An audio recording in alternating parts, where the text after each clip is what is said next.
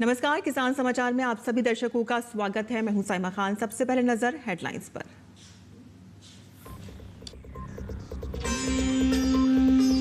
किसानों को आसानी से मिलेगी अब मक्का हाइब्रिड की उन्नत किस्म। हरियाणा कृषि विश्वविद्यालय ने global agro science private limited से किया समझौता।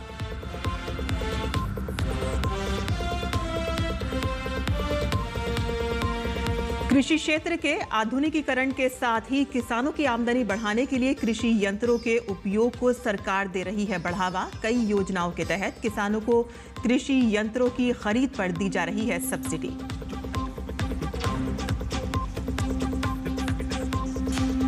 केंद्रीय मंत्री राजीव रंजन सिंह की अध्यक्षता में दिल्ली में समुद्री खाद्य निर्यात सम्मेलन 2025 का आयोजन। भारतीय समुद्री खाद्य पदार्थों की निर्यात क्षमता बढ़ाने पर हुई चर्चा। मछली उत्पादन पिछले 10 वर्षों में लगभग हुआ 2 गुना। उत्तराखंड में पहाड़ से लेकर मैदान तक लगातार भारी बारिश का दौर जारी। मौसम विज्ञान केंद्र ने कई जिलों के लिए रेड अलर्ट किया जारी। लोगों से सतर्क रहने की अपील की। और अब समाचार विस्तार से।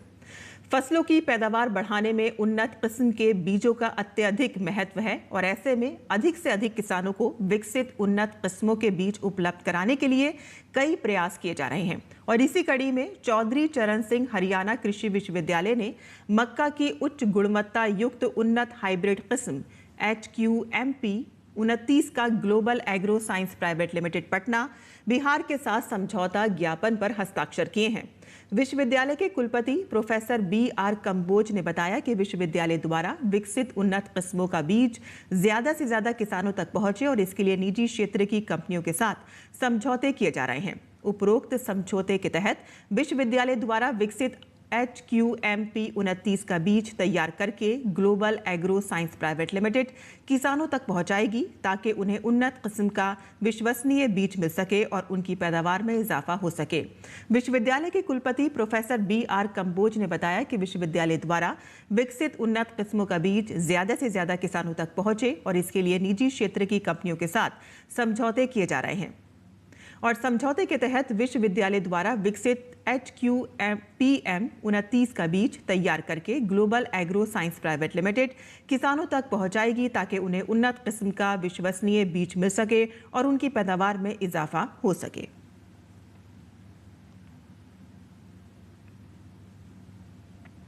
मत्स्य पालन, पशुपालन एवं डेयरी मंत्रालय के अंतर्गत मत्स्य पालन विभाग ने सोमवार को अंबेडकर भवन में समुद्री खाद्य निर्यात सम्मेलन 2025 का आयोजन किया। इस सम्मेलन में केंद्रीय मत्स्य पालन मंत्री राजीव रंजन सिंह, राज्य मंत्री प्रोफेसर SP सिंह बघेल और राज्य मंत्री जॉर्ज कुरियन ने भी भाग लिया। बैठक के दौरान केंद्रीय मंत्री राजीव रंजन सिंह ने भारतीय समुद्री खाद्य पदार्थों की निर्यात क्षमता बढ़ाने के लिए और इसके मूल्य संवर्धन के महत्व पर जोर दिया।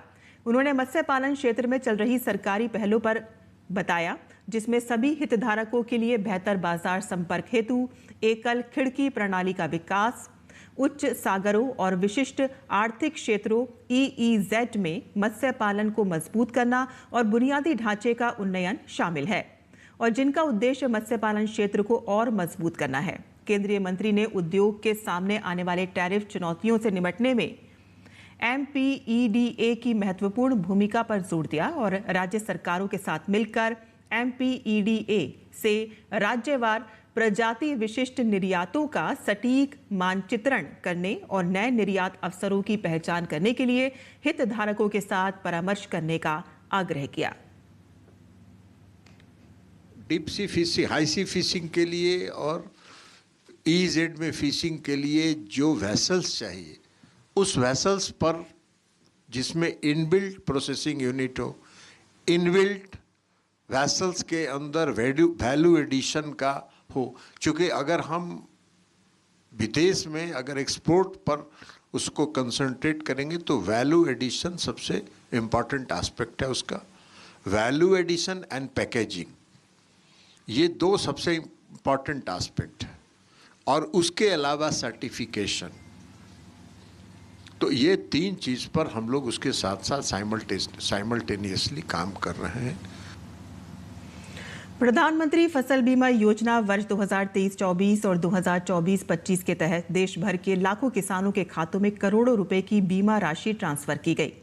टोंक जिला मुख्यालय में भी फसल बीमा क्लेम वितरण समारोह का आयोजन हुआ। इस राशि से न केवल किसानों को आर्थिक सहायता मिलेगी, बल्कि उनकी फसलों को हुए नुकसान की भरपाई भी होगी।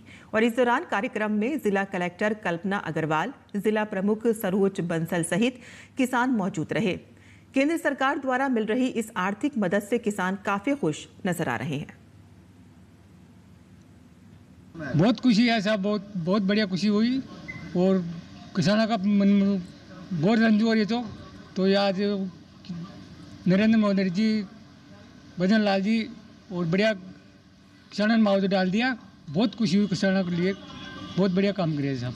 हमारे किसानों को बहुत खुशी है जिनकी फसल खराब हो गई थी पिछले साल, उनका हक और अधिकार को देखते हुए हमारे प्रधानमंत्री नरेंद्र मोदी जी और भजन लाल जी मुख्यमंत्री जी ने उनकी फसल का उचित मुआवजा आज उनके सीधा डीबीटी के माध्यम से खाते में भेज दिया गया है। कृषि क्षेत्र के आधुनिकीकरण के साथ ही किसानों की आमदनी बढ़ाने के लिए सरकार कृषि यंत्रों के उपयोग को बढ़ावा दे रही है और ऐसे में अधिक से अधिक किसानों को कृषि यंत्र उपलब्ध कराने के लिए सरकार द्वारा कई योजनाएं चलाई जा रही हैं और जिनके तहत किसानों को कृषि यंत्रों की खरीद पर सब्सिडी दी जाती है।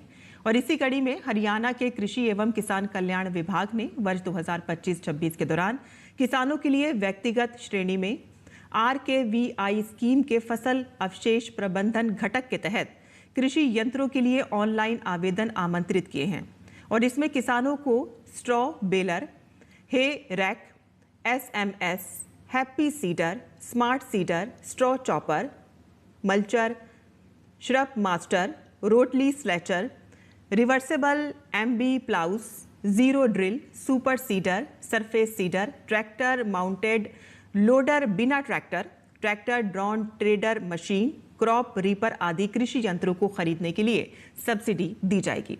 इच्छुक किसान 20 अगस्त तक ऑनलाइन आवेदन कर योजना का लाभ ले सकते हैं और आवेदन के बाद चयनित किसानों को योजना के तहत कृषि यंत्र की लागत का 50% अनुदान दिया जाएगा। विभाग के प्रवक्ता ने बताया है कि किसान द्वारा जिस कृषि यंत्र पर आवेदन किया जा रहा है, उस यंत्र पर किसानों ने किसी भी स्कीम के तहत पिछले 3 वर्षों में अनुदान का लाभ ना लिया हो। एक किसान अधिकतम 4 विभिन्न प्रकार के कृषि यंत्र के लिए आवेदन कर सकता है, लेकिन उसे अनुदान का लाभ एक ही मशीन पर दिया जाएगा। एशिया के सबसे चर्चित और ऐतिहासिक पशु मेलों में से एक डिडवाना कुचामन जिले का परबतसर वीर तेज पशु मेला इन दिनों पूरे शबाब पर है। नागौरी नस्ल के बैलों के लिए मशहूर, देश में पहचान रखने वाला ये मेला न केवल किसानों और पशुपालकों का केंद्र है, बल्कि यहाँ आने वाले खरीदारों के लिए भी ये एक बड़ा आकर्षण बना हुआ है। हरियाणा, पंजाब, उत्तर प्रदेश और मध्य प्रदेश समेत कई राज्यों से आए खरीदार इन दिनों मेले की रौनक को और बढ़ा रहे हैं। देखिए हमारी ये रिपोर्ट।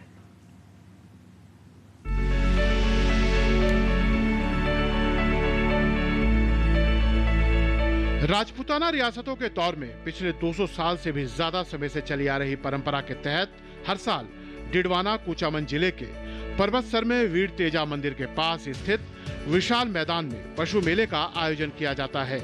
पशुपालन विभाग की ओर से सजावट, पशु देखभाल और खरीद बिक्री की सभी व्यवस्थाएं की जाती हैं।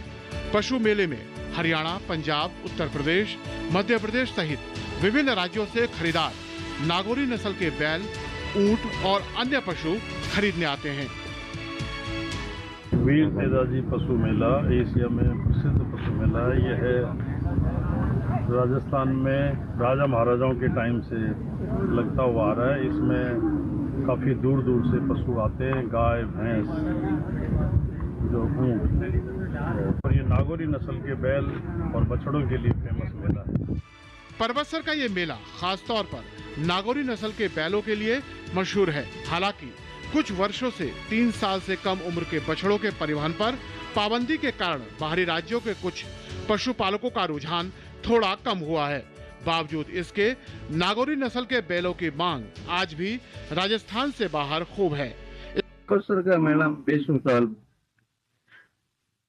दादा परदादा चालू है।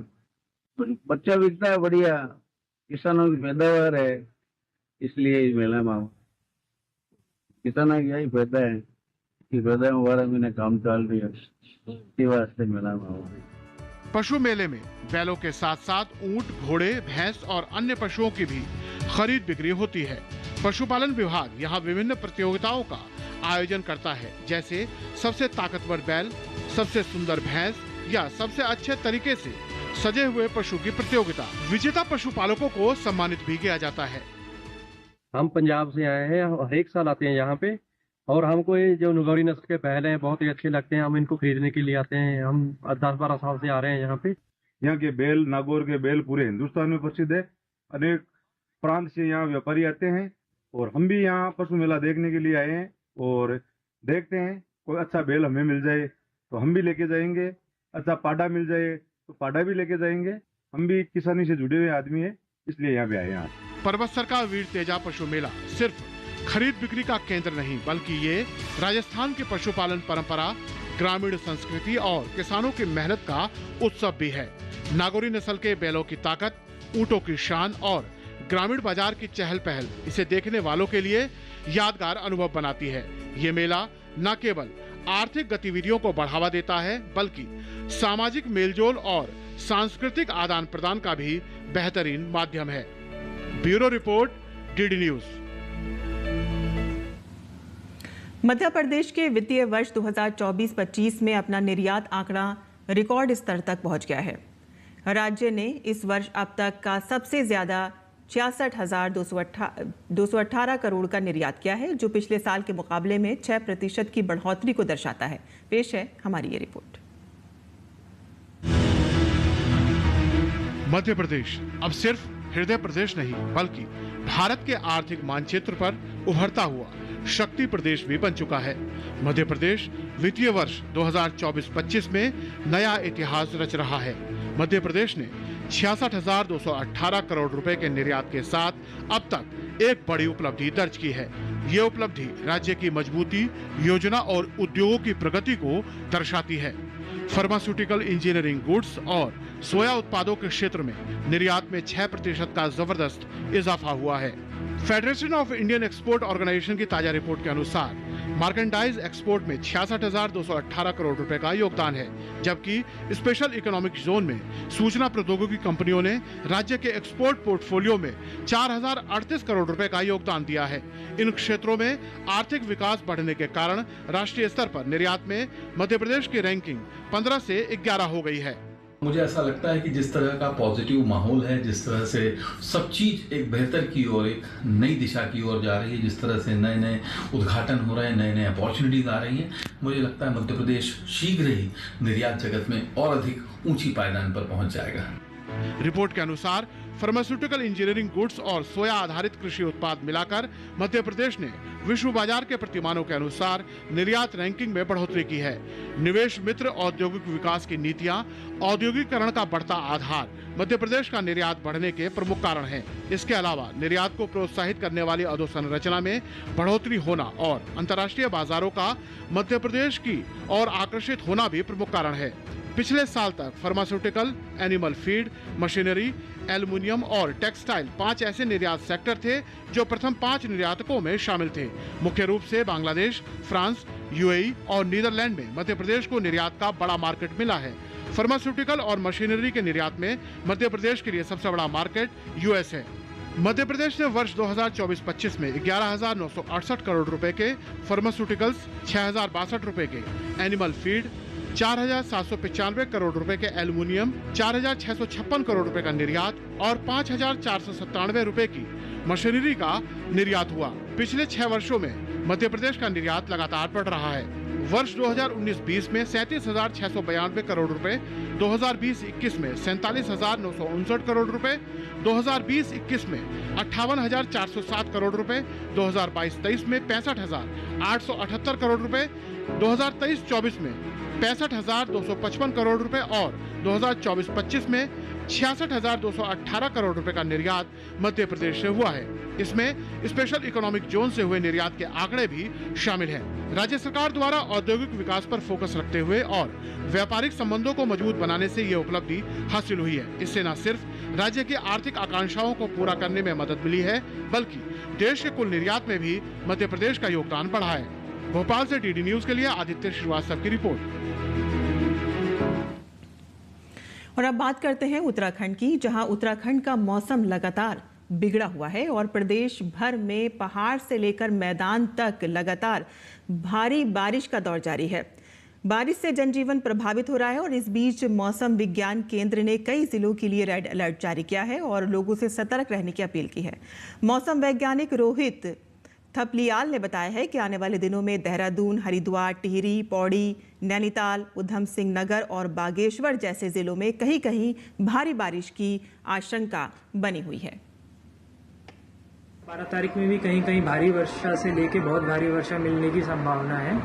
तो इसमें जो हमारा हरिद्वार है, उधम सिंह नगर है या नैनीताल जनपद है, यहाँ पे अभी इम्पैक्ट को देखते हुए रेड में किया गया है, जबकि जो देहरादून, टिहरी, पौड़ी है इनको या बागेश्वर है इनको ऑरेंज में कल के लिए रखा गया है। 13 और 14 तारीख को उत्तराखंड में फिर से वर्षण जो वृद्धि की संभावना है। तो 13 तारीख में जो ऐसी जो देहरादून, टिहरी, पौड़ी, हरिद्वार, नैनीताल या चंपावत, बागेश्वर या उधम सिंह नगर जनपद है, यहाँ पर कुछ स्थानों पे भारी से बहुत भारी वर्षा और कहीं कहीं जो अत्यंत भारी वर्षा मिलने की संभावना है। उसी तरीके से जो लोग ट्रैवल कर रहे हैं, यात्रा कर रहे हैं या डेली कम्यूट करते हैं, उनको भी जो है विशेषकर इन क्षेत्रों से अगर गुजरते हैं तो सावधान रहने की आवश्यकता है। और इस दौरान मैं कहूँगा कि जो अनावश्यक यात्रा है उससे बचें जो है। और किसान समाचार में आइए आप जान लेते हैं देश में मंडियों का भाव।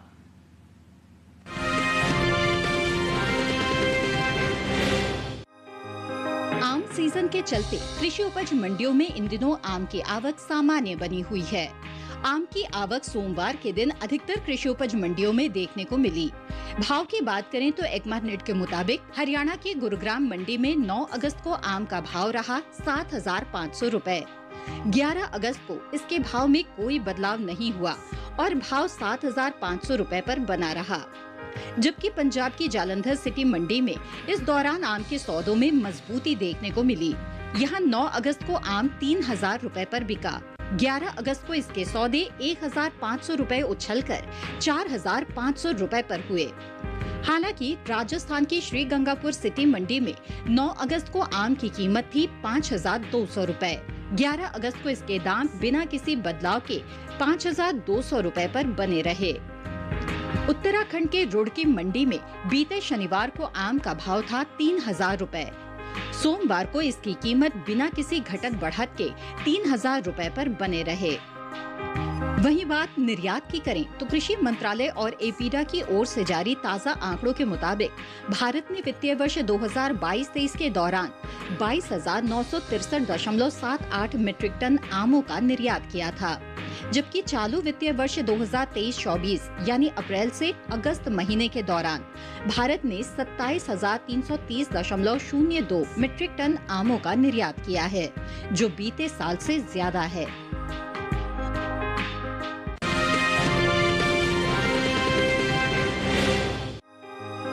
मंडियों में इन दिनों गुड़ की आवक सामान्य है। मंगलवार को उत्तर प्रदेश की ज्यादातर मंडियों में गुड़ बिकवाली के लिए पहुंचा। हाजिर भाव को देखें तो उत्तर प्रदेश की बदायूं मंडी में 9 अगस्त को गुड़ की कीमत थी 4,310 रुपए। 11 अगस्त को इसके भाव में 5 रुपए की बढ़त देखने को मिली, जिसके बाद गुड़ 4,315 रुपए पर बिका। हालांकि राज्य की ही चौबेपुर मंडी में 9 अगस्त को गुड़ 4,200 रुपए पर बिका। 11 अगस्त को इसके सौदे बिना किसी बदलाव के 4,200 रुपए पर बने रहे। फैदाबाद मंडी में गुड़ को देखें तो यहाँ बीते शनिवार गुड़ की कीमत थी 4,430 रुपए। सोमवार को इसके भाव में 20 रुपए की तेजी आई, जिसके बाद भाव हो गया 4,450 रुपए। वहीं शामली मंडी में इस दौरान गुड़ के भाव बिना किसी बदलाव के हुए। 9 और 11 अगस्त को यहाँ गुड़ 4,150 रुपए पर बिका। वहीं गुड़ के निर्यात पर नजर डाले तो प्रमुख उत्पादक के तौर पर भारत को दुनिया भर में गुड़ का एक मुख्य व्यापारी और निर्यातक माना जाता है। एपीडा के अनुसार साल 2024 के दौरान भारत ने करीब 430 मिलियन अमेरिकी डॉलर की कीमत के लगभग 5,16,746 मीट्रिक टन गुड़ और कन्फेक्शनरी उत्पाद का निर्यात किया है।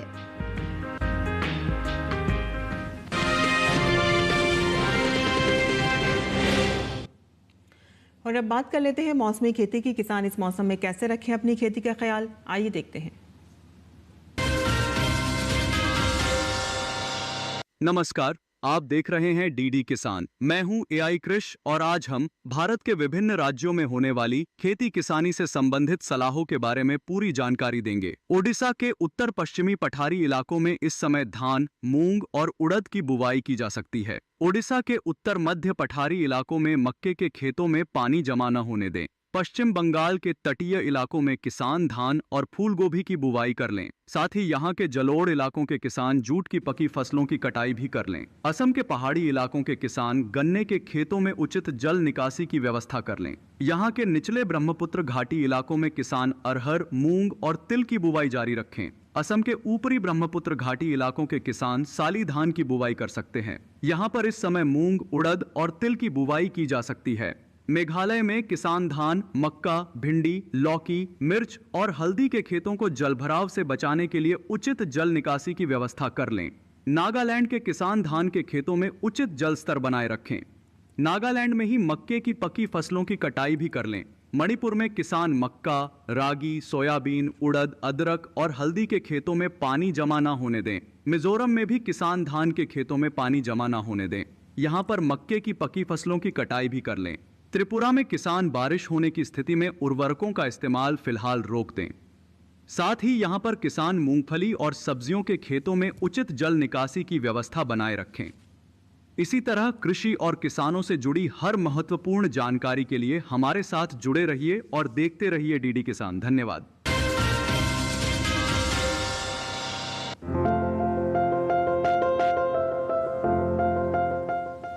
किसान इस समय खेतों में फूल गोभी की बुआई कर सकते हैं। फूल गोभी की पूसा मेघना और पूसा कार्तिक संकर किस्मों की बुआई इस समय की जा सकती है। पूसा मेघना दिल्ली और हरियाणा के लिए काफी अच्छी रहती है।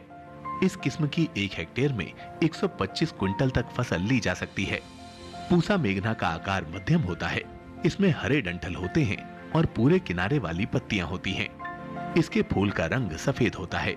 वहीं पूसा कार्तिक संकर की बुआई पंजाब, उत्तर प्रदेश, बिहार, झारखंड, पश्चिम बंगाल और असम में की जा सकती है।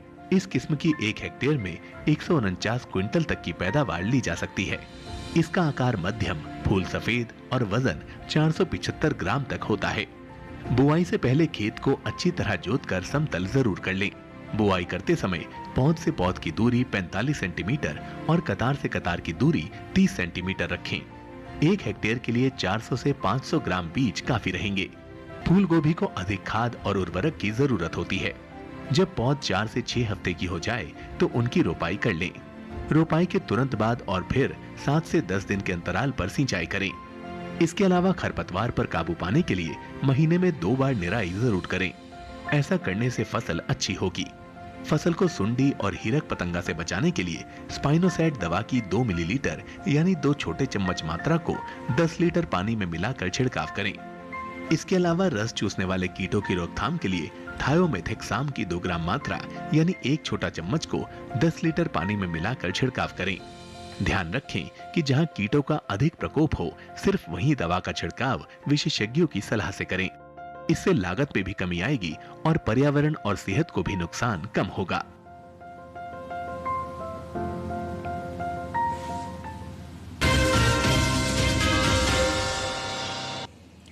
और खेती किसानी के साथ साथ आइए नजर डाल लेते हैं कुछ और महत्वपूर्ण खबरों पर। खास खबर में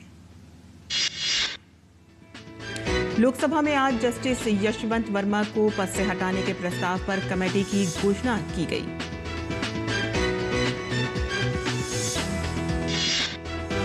संसद भवन परिसर में आज भी विपक्ष का धरना प्रदर्शन जारी रहा और इस प्रदर्शन में सोनिया गांधी, प्रियंका गांधी और राम गोपाल यादव समेत विपक्ष के अनेक नेताओं ने हिस्सा लिया। आज राजधानी दिल्ली में सांसदों ने बाइक पर तिरंगा लेकर रैली निकाली। संस्कृति मंत्रालय की ओर से नई दिल्ली में हर घर तिरंगा बाइक रैली का आयोजन किया गया। संस्कृति मंत्री गजेंद्र सिंह शेखावत ने रैली को हरी झंडी दिखाई।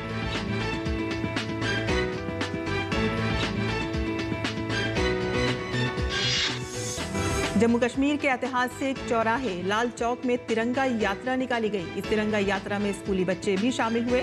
देशभक्ति से भरी ये तस्वीरें रग रग में जोश भरती हैं।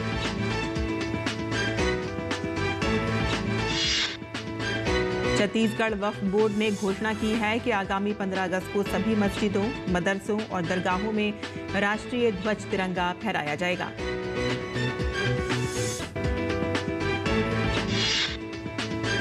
राजधानी दिल्ली में स्वतंत्र दिवस के मद्देनजर सुरक्षा कड़ी कर दी गई है। दिल्ली के लाल किले सहित सभी महत्वपूर्ण जगहों पर सीसीटीवी नियंत्रण कक्ष से कड़ी निगरानी की जा रही है। किसान समाचार में आज के लिए बस इतना ही। अनुमति दें। नमस्कार।